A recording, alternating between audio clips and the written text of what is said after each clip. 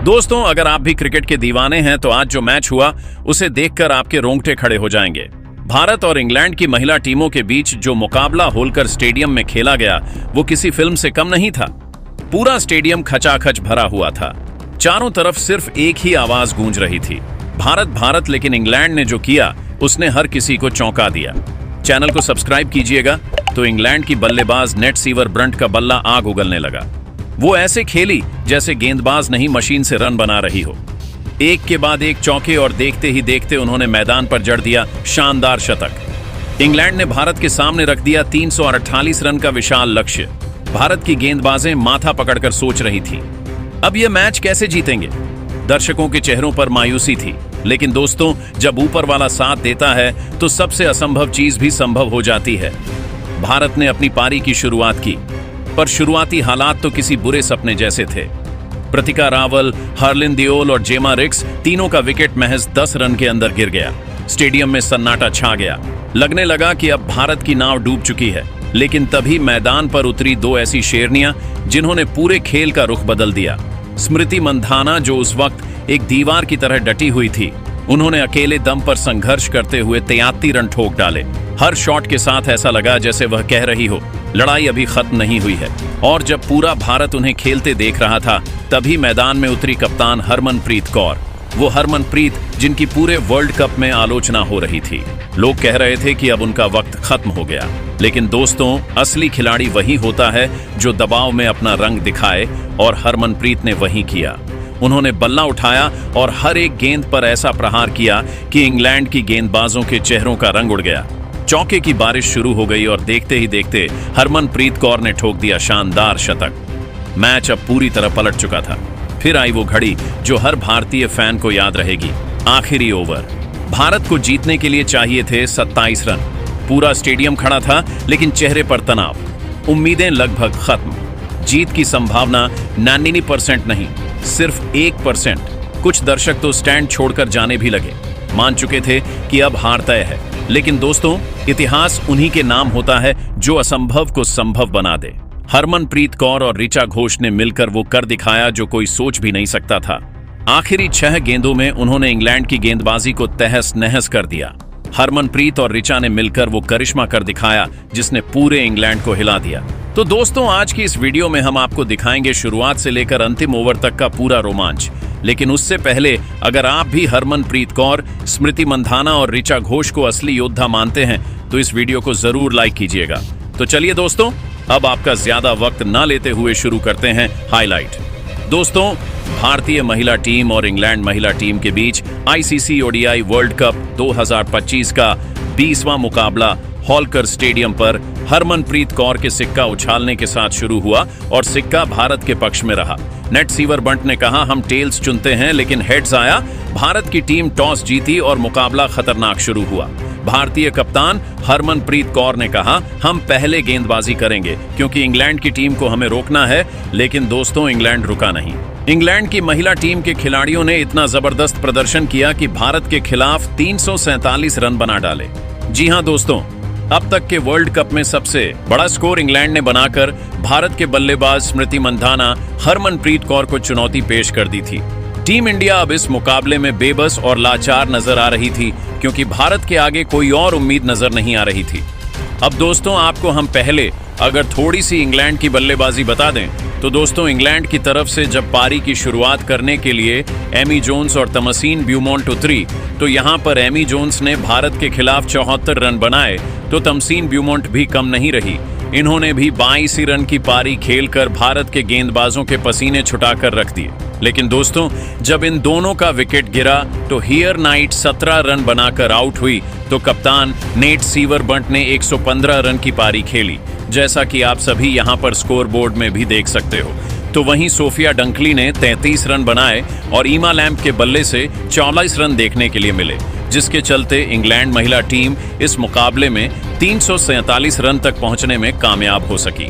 हालांकि भारत की गेंदबाजी में सबसे ज्यादा 3 विकेट राधा यादव के नाम रहे, लेकिन बाकी के गेंदबाज भारत के निराशजनक प्रदर्शन करके गए।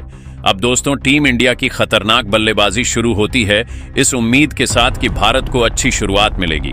स्मृति मंधाना और प्रतीका मैदान पर बल्लेबाजी के लिए आए। दोनों बल्लेबाजों की आंखों में एक नया जज्बा और जुनून देखने के लिए मिल रहा था। लेकिन दोस्तों, किसी ने यह उम्मीद नहीं लगाई थी कि प्रतिका रावल, जो कि अब तक पूरे वर्ल्ड कप में भारत के लिए रन जोड़ती आई हैं, आज टीम इंडिया के लिए मात्र 17 रन बनाकर आउट हो जाएंगी। अब दोस्तों, पहला विकेट भारत का गिर जाने के बाद ऐसा लगने लगा कि टीम इंडिया कहीं बैकफुट पर ना चली जाए। और दोस्तों, यही हुआ यहां पर। जब बल्लेबाजी के लिए तीसरे नंबर पर हरलीन देओल उतरी तो यहां पर हरलीन देओल का भी विकेट गिर गया। वह भी मात्र भारत के लिए 24 रन बनाकर आउट हो गई। और ये दो बड़े झटके लग जाने के बाद टीम इंडिया इस मुकाबले में पूरी तरह से बैकफुट पर जा चुकी थी, क्योंकि मैदान पर बस स्मृति मंधाना टिकी हुई थी। लेकिन अब उनका साथ निभाने के लिए जमाइमा रिगिस मैदान पर चौथे नंबर पर आई है। हालांकि दोस्तों, यहां पर स्मृति मंधाना और जमाइमा रिग के बीच 52 रन की साझेदारी हुई, जिसमें स्मृति मंधाना थोड़ा स्लो खेल रही थी। लेकिन जेमिमा ने तय कर लिया था कि वो यहां पर आक्रामक शॉट से पीछे नहीं हटेगी। और दोस्तों, जेमिमा रगिस के बल्ले से इस मुकाबले में 45 रन निकले, जिसके चलते भारत की उम्मीद एक बार फिर से जागी। लेकिन दोस्तों, ये रन उतने पर्याप्त नहीं थे। लेकिन जब जमाइमा का विकेट लॉरेन फिलर ने लिया तो दोस्तों, भारत की टीम फिर से एक बार पीछे धकेलती हुई नजर आने लग गई। लेकिन दोस्तों, मैच का रुख पलटना था तो कप्तान हरमनप्रीत कौर को पूरी जिम्मेदारी अपने सर पर उठानी थी। अब यहां कप्तान हरमनप्रीत कौर जब 5वें नंबर पर बल्लेबाजी के लिए आई तो उन्होंने स्मृति मंधाना के साथ मिलकर शतकीय साझेदारी कर डाली। जी हां दोस्तों, दोनों बल्लेबाजों का बल्ला खूब गरज रहा था। टीम इंडिया इस मुकाबले में एक नई उम्मीद की लहर लेकर आ चुकी थी। हालांकि दोस्तों, अभी भी भारत जीतेगा या नहीं जीतेगा यह तय नहीं था। लेकिन एक उम्मीद तो बंध चुकी थी कि हरमनप्रीत कौर और स्मृति मंधाना जब तक मैदान पर हैं, मैच में भारत को कोई हरा नहीं सकता।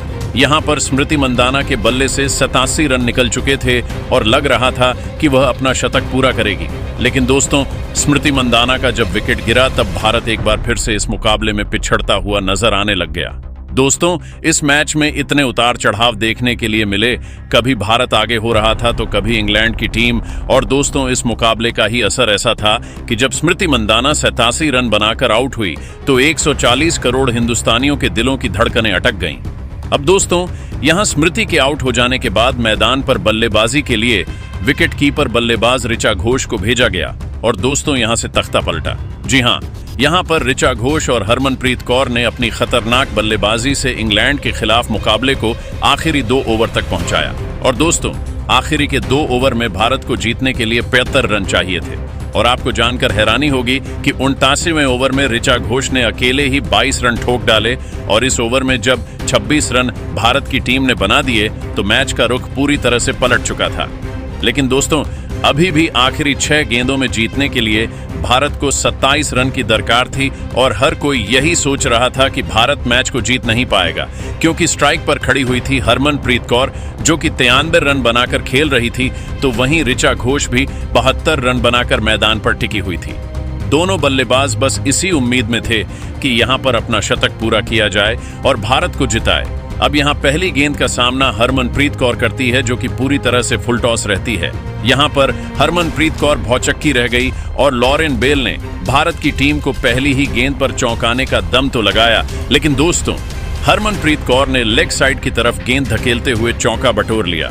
अब दोस्तों, भारत को 5 गेंदों पर जीतने के लिए 23 रन चाहिए थे। अगली गेंद पर लॉरेन बेल ने सोचा कि वो पीछे की दिशा में वाइड यॉर्कर डालने की कोशिश करेंगे। लेकिन दोस्तों, गेंद और बल्ले का संपर्क हुआ नहीं। बल्लेबाज और विकेट कीपर दोनों चकमा खा गए और गेंद सीधा बाउंड्री पर चली गई।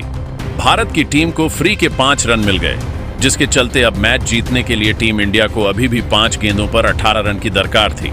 अगली गेंद पर हरमनप्रीत कौर ने 1 रन भागकर अब ऋचा घोष के हाथ में फिर से जिम्मेदारी थमा दी। अब दोस्तों, 4 गेंदें बची थीं। ऋचा घोष फॉर्म में थी और 17 रन भारत की टीम ने जीतने के लिए चाहिए थे। अब दोस्तों, टीम इंडिया की तरफ से ऋचा घोष ने पहली गेंद पर बल्ला चलाया, सामने की तरफ चौका बटोरा। 3 गेंदों पर 13 रन चाहिए और दोस्तों, ऋचा घोष ने डीप मिड विकेट की दिशा में शॉट लगाते हुए बटोर लिया। अब दोस्तों, 4 गेंदें हो चुकी थीं और 2 गेंदों में अब भारत को जीतने के लिए 7 रन चाहिए।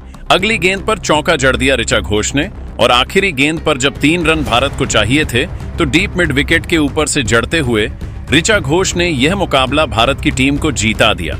और दोस्तों, ऋचा घोष के प्रदर्शन के बाद पूरा देश खुशी से झूम उठा, क्योंकि दोस्तों भारत और इंग्लैंड के बीच ये इंटर स्क्वाड और अभ्यास सत्र का मुकाबला भारत की टीम जीतने में कामयाब रही।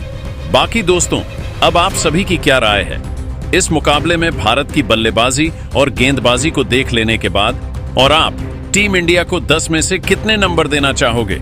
अपनी कीमती राय हमें कमेंट करके जरूर बताइएगा। और चैनल पर नए हैं तो राजित राम ट्यूटोरियल चैनल को सब्सक्राइब जरूर कीजिएगा। जय हिंद, जय भारत।